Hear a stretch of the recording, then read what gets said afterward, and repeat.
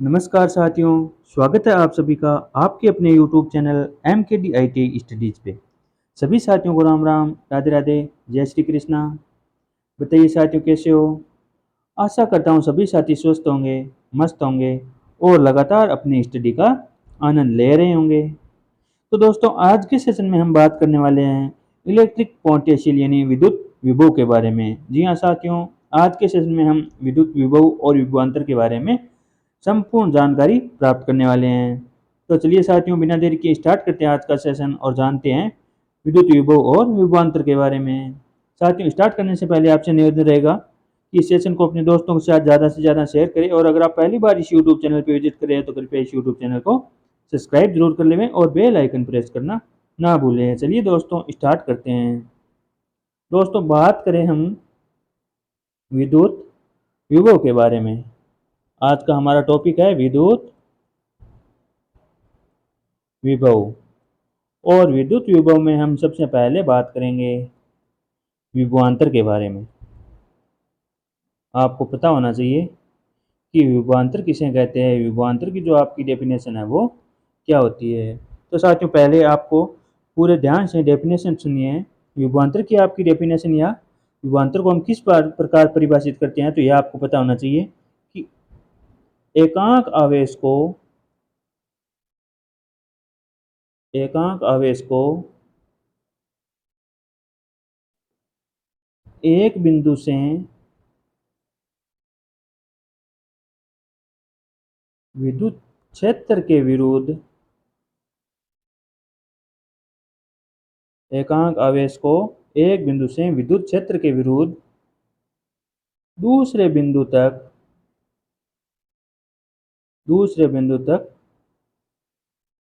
ले जाने में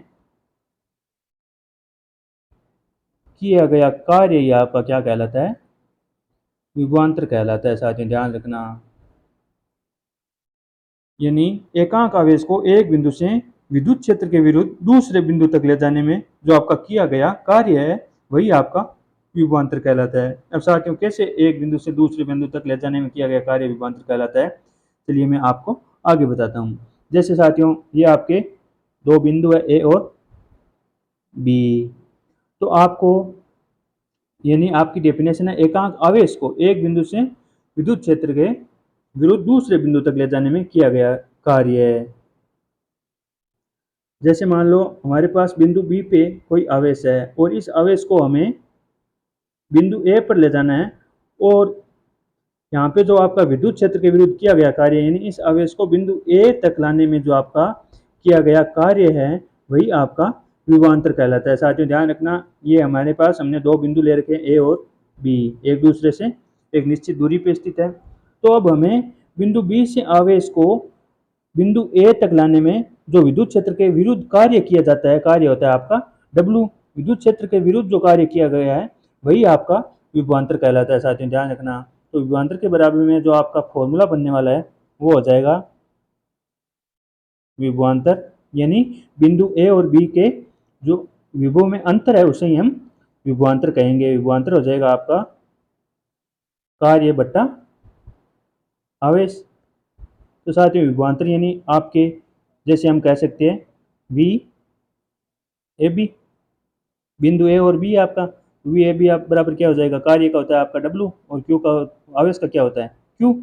यहाँ से हम कह सकते हैं विभवांतर मतलब बिंदु ए और बिंदु बी के विभव में अंतर, तो ये हो जाएगा आपका डब्लू बटे क्यू से हम इसे प्रदर्शित कर सकते हैं। तो साथ ही ध्यान रखना विभवांतर का जो आपका फॉर्मूला होता है वो होता है डब्लू बटे क्यू, यानी किसी आवेश को हम एक बिंदु से दूसरे बिंदु तक तो विद्युत क्षेत्र के विरुद्ध ले जाने में जो किया गया कार्य होता है वही आपका विभवांतर कहलाता है। जैसे हमने बताया आपको बिंदु ए और बी निश्चित दूरी पे है, बिंदु बी से आवेश को हम बिंदु ए पे ले जाना है विद्युत क्षेत्र के विरुद्ध, तो आपका जो किया गया कार्य है वो विभवांतर कहलाता है। और इस प्रकार हम कह सकते हैं कि बिंदु ए और बी के जो विभव में अंतर है वही आपका विभवांतर है और बिंदु ए और बी के बीच में जो विभवांतर बराबर होगा वो आपका होगा कार्य बट्टा आवेश यानी डब्लू बटे क्यू। तो साथियों ये बात की हमने विभवांतर की। अब आगे बात करते हैं हम विभव के बारे में कि जो आपका विभव क्या होता है, विभव की डेफिनेशन भी आपको पता होना चाहिए। विभवांतर के बारे में हमने जान लिया है। बात करें विभव की तो विभव की जो आपकी डेफिनेशन होती है वो होती है आपका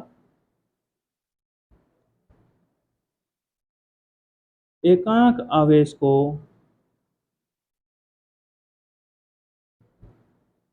अनंत से किसी बिंदु तक अनंत से किसी बिंदु तक विद्युत क्षेत्र के विरुद्ध ले जाने में किया गया कार्य है। साथियों आपको इनमें डिफरेंट भी पता होना चाहिए विभवांतर और विभव में।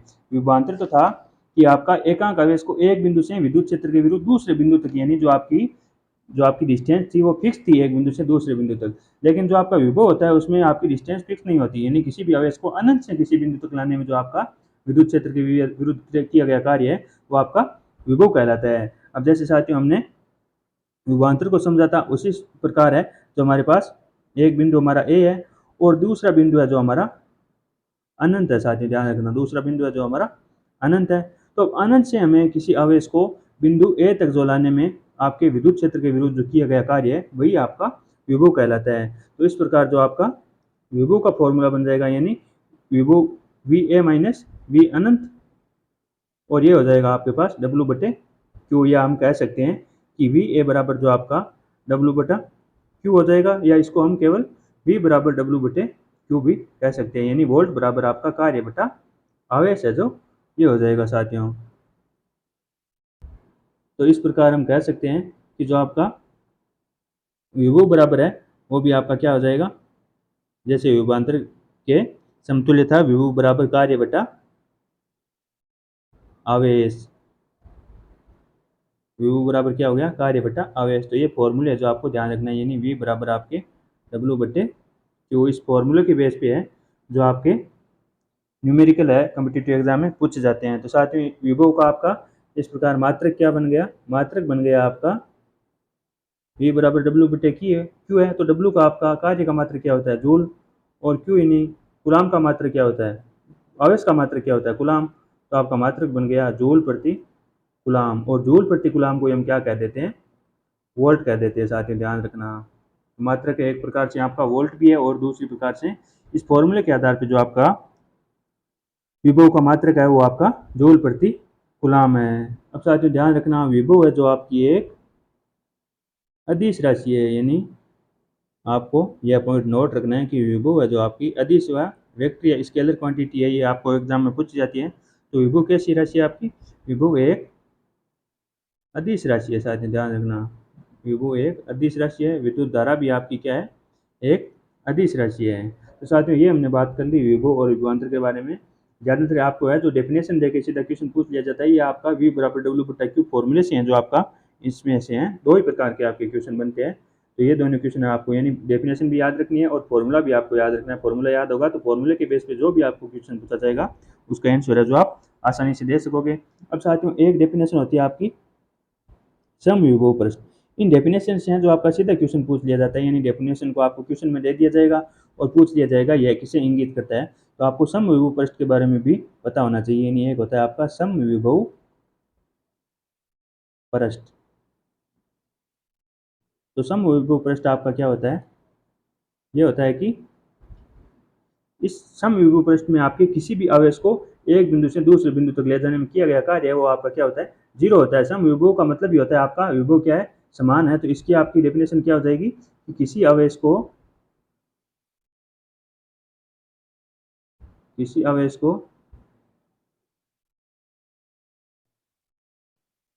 एक बिंदु से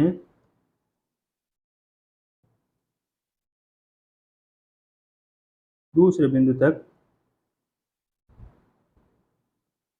ले जाने में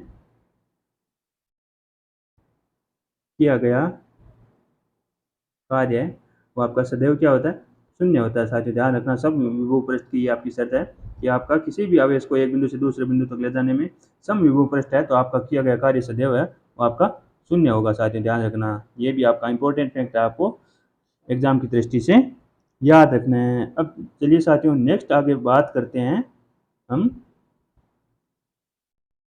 विद्युत क्षेत्र के बारे में, यानी विद्युत क्षेत्र है वो क्या होता है उसके बारे में हम बात करते हैं।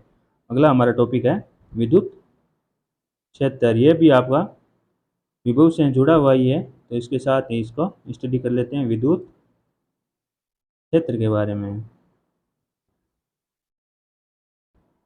तो साथ ही ध्यान रखना, जिस प्रकार आपका मान लो ये कोई चुंबक है, इस चुंबक के जो आपके बाहर जो चुंबकीय क्षेत्र विद्यमान रहता है, यानी चुंबकीय बल रेखाओं के द्वारा चुंबकीय क्षेत्र को दर्शाया जाता है। इस प्रकार चुंबकीय क्षेत्र के बारे में, चुंबकीय क्षेत्र के चुंबक के चारों ओर जिस प्रकार चुंबकीय क्षेत्र विद्यमान रहता है, उसी प्रकार जो आपका किसी भी आवेश के चारों ओर है वो आपका क्या रहेगा, विद्युत क्षेत्र। साथ ही ध्यान रखना, किसी भी आवेश के चारों ओर है जो आपका एक विद्युत क्षेत्र है जो उपस्थित रहता है, जिसमें हम अगर किसी भी आवेशी इस वस्तु को रखते हैं तो उस वस्तु पे आकर्षण या प्रतिकर्षण बल का प्रभाव है जो हमें देखने को मिलता है। तो साथ ही ध्यान रखना, जिस प्रकार चुंबक के चारों ओर चुंबकीय क्षेत्र पाया जाता है वही उसी प्रकार किसी भी आवेश के बाहर भी जो आपका विद्युत क्षेत्र है जो पाया जाता है। यानी हम कहें कि चुंबकीय सर्किट में जिस प्रकार चुंबकीय क्षेत्र होता है वही उसी प्रकार विद्युत के सर्किट में आपका जो आपका विद्युत क्षेत्र होता है। तो साथ ही ध्यान रखना, विद्युत क्षेत्र की जो हम डेफिनेशन कह सकते हैं वह आप नोट कर सकते हैं कि जिस प्रकार चुंबक के चारों ओर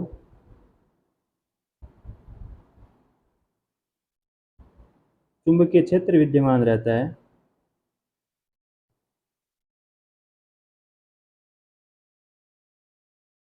ठीक उसी प्रकार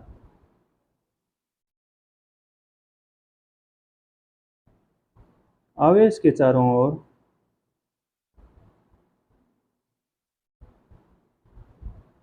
एक अदृश्य है, विद्युत क्षेत्र हमें दिखाई थोड़ी देता है, अदृश्य क्षेत्र विद्यमान रहता है, जिसमें किसी भी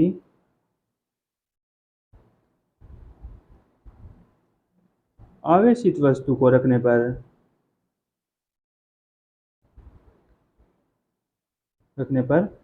वह आकर्षण या प्रतिकर्षण बल का अनुभव करती है। तो साथ ही ध्यान रखना, जिस प्रकार चुंबक के चारों ओर आपका चुंबकीय क्षेत्र विद्यमान रहता है, उसी प्रकार जो आपका किसी भी आवेश की ओर है जो आपका एक है चारों ओर अदृश्य क्षेत्र विद्यमान रहता है, जिसमें हम किसी भी आवेशित वस्तु को रखते हैं तो वह आप आकर्षण या प्रतिकर्षण बल का अनुभव करेगी, और इसी को है जो हम क्या कहते हैं, विद्युत क्षेत्र कहते हैं। साथ ही ध्यान रखना, अब जिस प्रकार आपके चुंबकीय क्षेत्र को चुंबकीय रेखाएं प्रदर्शित करती है, उसी प्रकार विद्युत क्षेत्र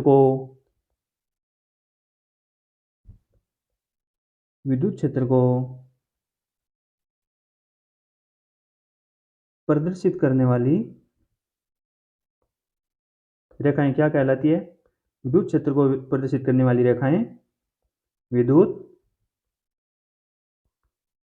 बल रेखाएं कहलाती है। साथ ही ध्यान रखना, जिस प्रकार चुंबकीय क्षेत्र को प्रदर्शित करने वाली रेखाएं हैं जो चुंबकीय रेखाएं कहलाती है, उसी प्रकार विद्युत क्षेत्र को प्रदर्शित करने वाली रेखाएं हैं जो विद्युत बल रेखाएं कहलाती है। अब साथ ही ध्यान रखना, विद्युत बल रेखाओं की कुछ अपनी प्रॉपर्टी होती है, उसके बारे में भी आपको ध्यान रखना है। तो साथ ही ध्यान रखना, विद्युत बल रेखाएं हैं जो आपके, जैसे ये मान लिया आपका कोई धनावेश है और ये आपका क्या है, ऋणावेश है। तो साथ ही ध्यान रखना, विद्युत बल रेखाएं हैं जो आपकी सदैव है जो धनावेश से निकलती हुई आपको प्रतीत होती है, यानी धनावेश से विद्युत बल रेखाएं हैं जो आपकी निकलती है, और वो ऋणावेश पे है जो आपको इंटर करती हुई मिलेगी। यानी विद्युत क्षेत्र रेखाओं की दिशा क्या है, धनावेश से ऋणावेश की ओर है। धनावेश से प्रारंभ होती है, पॉजिटिव से यानी प्लस से प्रारंभ होती है, और नेगेटिव पे विद्युत की बल रेखाएं हैं जो आपकी समाप्त होती है। तो इस डायग्राम से आप समझ सकते हैं, यानी विद्युत बल रेखाएं हैं जो आपकी पॉजिटिव आवेश से बाहर निकल रही है और नेगेटिव आवेश पे जो विद्युत बल रेखाएं समाप्त हो रही है। जैसे आपकी चुंबकीय बल रेखाएं जो आपकी उत्तरी ध्रुव से दक्षिणी ध्रुव की ओर प्रवाहित, दक्षिणी ध्रुव से उत्तरी ध्रुव की ओर प्रवाहित होती है ना, साथ ही ध्यान रखना चुंबकीय बलरेखाएं हैं जो आपके चुंबक तो बाहर तो है जो उत्तरी ध्रुव से दक्षिणी ध्रुव की ओर, और चुंबक के अंदर है जो आपकी दक्षिणी ध्रुव से उत्तरी ध्रुव की ओर गमन करती है। तो उसी प्रकार जो आपके विद्युत की बलरेखाएं हैं वो आपके पॉजिटिव से नेगेटिव की ओर चलती है, यानी पॉजिटिव आवेश से बाहर निकलती है और नेगेटिव आवेश भी आपकी समाप्त होती है। अब साथियों आगे आपके जो एक दो फैक्ट है विद्युत बलरेखाओं के बारे में जो आपको ध्यान रखना है, यानी विद्युत बलरेखाएं हैं उनकी दिशा आपकी किस प्रकार होती है, तो ध्यान रखना आपकी विद्युत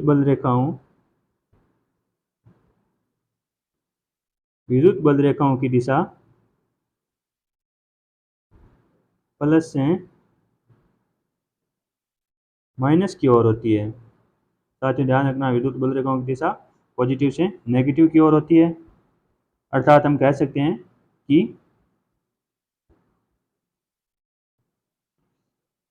विद्युत बलरेखाएं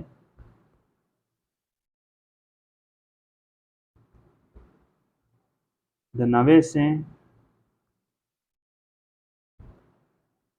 प्रारंभ होती है तथा ऋणावेश पर समाप्त होती है। ये तो हो गया विद्युत बलरेखाओं की पहली प्रॉपर्टी है, जो आपकी विद्युत बलरेखाएं पॉजिटिव से आपकी प्रारंभ होती है और नेगेटिव भी है जो समाप्त होती है। अब अगला पॉइंट है विद्युत बलरेखाओं के बारे में कि विद्युत बलरेखाएं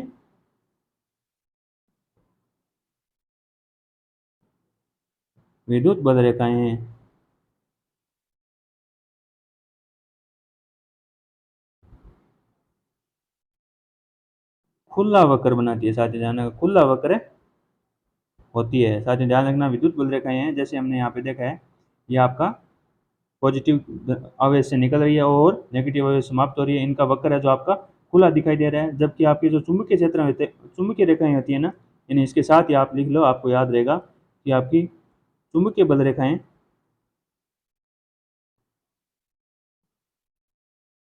बंद वक्र होती है। साथ ही ध्यान रखना खुला वक्र बंद वक्र कैसी होती है, जैसे हमने बात की पॉजिटिव क्यू से नेगेटिव क्यू, यानी पॉजिटिव से आपके निकल रही है, पॉजिटिव से निकल रही है तो ये आपका क्या है, खुला वक्र है, नेगेटिव में इंटर कर रही है। और वहीं पे हम चुंबकीय क्षेत्र की बात करें, यानी चुंबकीय जो बलरेखाएं हैं वो आपकी उत्तरी ध्रुव से दक्षिण ध्रुव की ओर जो आपकी बंद वक्र बनाती है, यानी ये वक्र है ये आपका बंद है। साथ ही ध्यान रखना, और जो आपकी विद्युतीय बलरेखाएं हैं जो खुला वक्र बनाती है, तो ये आपका एक डिफरेंस होता है चुंबकीय बलरेखाओं और विद्युतीय बलरेखाओं में। अब आगे और बात करें साथियों, ध्यान रखना विद्युत क्षेत्र की जो आपकी दिशा है वो मैंने बता ही दिया, नोट और कर लो। विद्युत क्षेत्र की दिशा है जो आपकी प्लस से माइनस की ओर होती है। और विद्युत बलरेखाओं के बारे में अगली जो आपकी प्रॉपर्टी है कि विद्युत बलरेखाएं जिस प्रकार चुंबकीय बलरेखाएं एक दूसरे को आपस में कभी नहीं काटती, उसी प्रकार विद्युत बलरेखाएं भी एक दूसरे को कभी नहीं काटती। साथ ही ध्यान रखना विद्युत बलरेखाएं एक दूसरे को कभी प्रतिच्छेद है जो नहीं करती है। और नेक्स्ट प्रॉपर्टी और लास्ट प्रॉपर्टी आपकी विद्युत बलरेखाओं के बारे में आपको ध्यान रखना है कि विद्युत बलरेखाओं की संख्या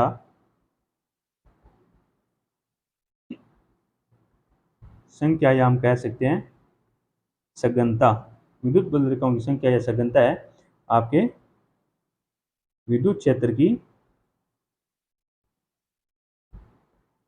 तीव्रता को प्रदर्शित करती है। साथ ही ध्यान रखना जहाँ पे आपकी विद्युत बलरेखाओं की संख्या अधिक होगी वहाँ पे आपके विद्युत क्षेत्र की तीव्रता है वो अधिक होगी, आप कह सकते हैं। ध्यान रखना साथ ही जैसे मैं आपको एग्जांपल से बताऊं कि ये आपकी विद्युत क्षेत्र रेखाएं हैं, एक ये हो गई, एक विद्युतीय क्षेत्र रेखा ये हो गई, एक आपकी ये हो गई। यहाँ पे आपका बिंदु ए है, यहाँ पे आपका बिंदु बी है, तो यहाँ पे बिंदु आपका सी है। तो अब आप इस डायग्राम को देख के बता सकते हैं कि किस बिंदु पे जो आपकी विद्युत क्षेत्र की तीव्रता है वो ज़्यादा है और किस बिंदु पे जो आपकी विद्युत क्षेत्र की तीव्रता है वो कम है। तो साथ में आपको पता ही होगा विद्युतीय जो आपकी विद्युत क्षेत्र बल रेखाएं हैं वो आपकी तीव्रता को दर्शाती है।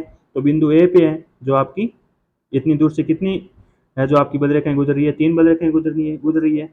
और बिंदु बी से इतनी दूर में आपकी एक ही बल रेखा गुजर रही है और बिंदु सी से भी आपकी 3 बल रेखाएं गुजर रही है। तो हम कह सकते हैं कि विद्युत क्षेत्र की तीव्रता है वो आपकी बिंदु ए और विद्युत क्षेत्र की तीव्रता बिंदु सी पर बराबर है, लेकिन विद्युत क्षेत्र की तीव्रता बी पर है जो आपकी इन दोनों से कम है, यानी बिंदु ए और सी पे बराबर है और ये दोनों है जो आपकी बिंदु बी से है जो ज़्यादा है। साथियों ध्यान रखना, क्योंकि आपके बिंदु ए और सी पे है विद्युत बज्ररेखाओं की संख्या ज़्यादा है तो आपकी विद्युत क्षेत्र की तीव्रता भी ज़्यादा होगी, और बिंदु बी पे विद्युत बज्ररेखाओं की संख्या कम है तो विद्युत क्षेत्र की तीव्रता भी आपकी बिंदु ए और सी से कम होगी। तो इस प्रकार आप कह सकते हैं कि विद्युत की बज्ररेखाओं की संख्या जो आपके विद्युत क्षेत्र की तीव्रता को प्रदर्शित करती है। अब साथियों विद्युत विभव और विभवांतर के फॉर्मूले पे हम एक क्वेश्चन सोल्व कर लेते हैं और फिर है जो हमारा यह विद्युत विभव और विभवांतर का चैप्टर है जो संपूर्ण है, उसके बारे में हम जानकारी प्राप्त कर चुके होंगे साथियों।